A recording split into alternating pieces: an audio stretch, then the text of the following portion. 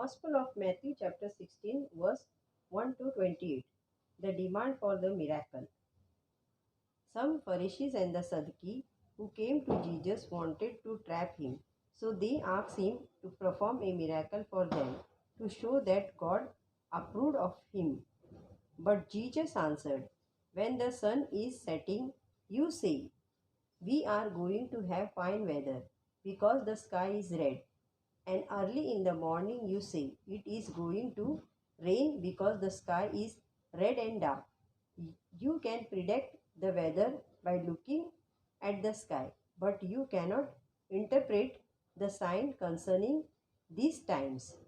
How evil and godless are the people of this day!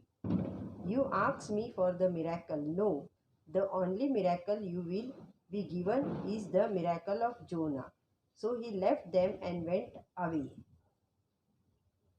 The Yeast of the Pharisees and Sadducees.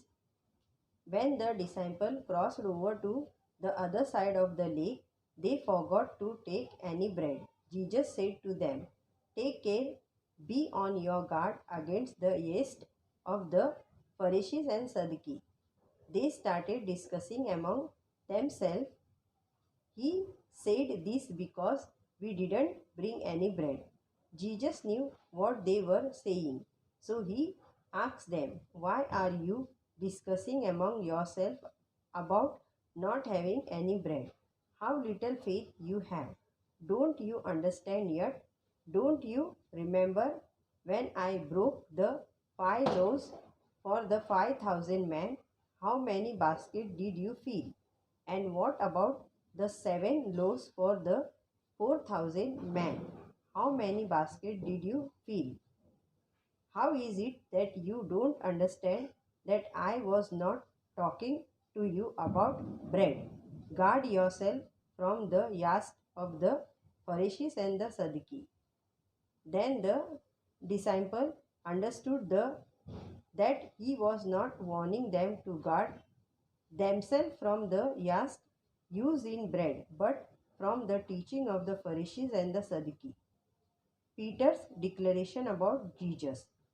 Jesus went to the territory near the town of Caesarea Philippi, where he asked his disciples, "Who do people say the Son of Man is?"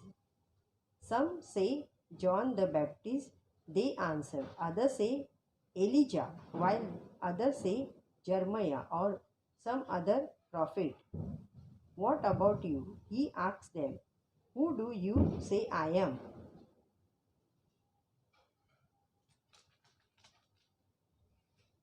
Simon Peter answered, "You are the Messiah, the Son of the living God." "Good for you, Simon, son of John," answered Jesus, "for this truth did not come to you from any human being, but it was given to you directly by my Father in heaven. And so I tell you, Peter, you are rock, and on this rock foundation I will build my church, and not even death will ever be able to overcome it. I will give you the keys of the kingdom of heaven. What you prohibit on earth will be prohibited in heaven, and what you permit on earth will be permitted in heaven." Then Jesus ordered his disciples not to tell anyone that he was the Messiah. Jesus speaks about his suffering and death. From that time on, Jesus began to say plainly to his disciples, "I must go to Jerusalem and suffer much from the elders, the chief priests, and the teachers of the law. I will be put to death, but 3 days later I will raise to life." Peter took him aside and began to rebuke him. "God forbid it, Lord," he said. "That must never happen to you."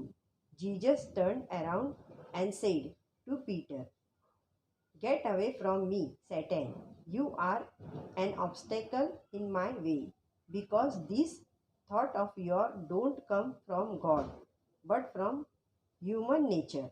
Then Jesus said to his disciples, "If anyone wants to come with me, he must forget self, carry his cross, and follow me. For whoever wants to save his own life will lose it, but whoever loses his life for my sake will find it. Will people gain anything if they win the whole world but lose their life? Of course not. There is nothing that can give to regain their life.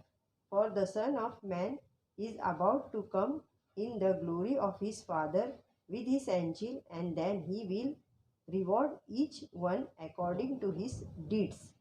I assure you that there are some here who will not die until they have seen the Son of Man come as King. Amen.